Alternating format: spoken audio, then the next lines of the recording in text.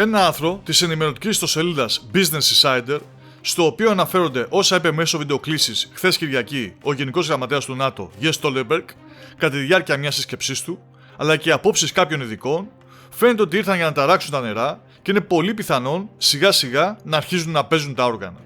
Αλλά ας δούμε αναλυτικότερα τι αναφέρει το δημοσίευμα.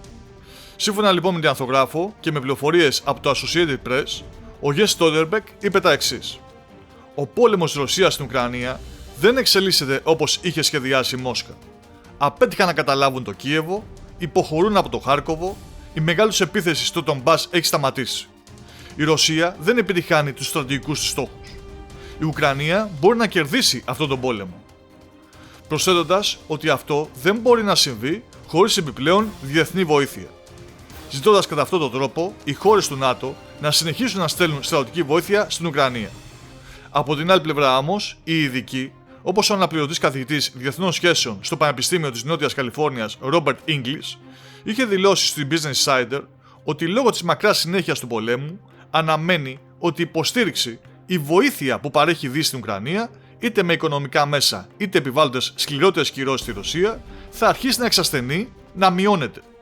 Και όπως αναφέρει το άρθρο, το κόστος που θα έχουν οι Ευρωπαίοι ίσως τους οθήσει να μετανιώσουν για την υποστήριξή τους στην Ουκρανία, κάτι που θα δημιουργήσει πρόβλημα και στην πολιτική στήριξη από τις κυβερνήσεις τους.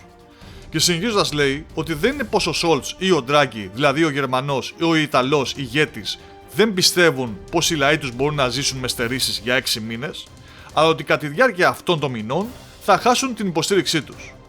Παρ' όλα αυτά, θα πρέπει να τονιστεί πως πιστεύει ότι μια ολοκληρωτική διακοπή εισαγωγών πετρελαίου και φυσικού αερίου είναι αυτή που μπορεί να πιέσει τη Ρωσία για να σταματήσει τον πόλεμο. Όπως είδαμε λοιπόν, άρχισαν τα όργανα και οι ειδικοί από τις ΗΠΑ, όπως ο κύριος καθηγητής, επισημαίνουν πλέον ανοιχτά ότι θα υπάρξει μεγάλο κόστος στη ζωή των Ευρωπαίων πολιτών από τις αποφάσεις που παίρνουν οι ηγεσίες τους και η ηγεσία της Ευρωπαϊκής Ένωσης. Και όπως είπε, η μακρά συνέχιση του πολέμου θα μειώσει εν τέλει την υποστήριξη των χωρών της Δύσης προς την Ουκρανία. Δηλαδή, θα φέρει τα αντίθετα αποτελέσματα από αυτά που κάποιοι επιδιώκουν. Στο άρθρο αναφέρεται και η άποψη του Προέδρου του Αμερικανικού Ινστιτούτου Οικονομικών Ερευνών, William Ruger, που μπορείτε να δείτε διαβάζοντας και μόνοι σας το άρθρο, πατώντας το link που θα έχουμε καρφιτσωμένο πάνω στα σχόλια.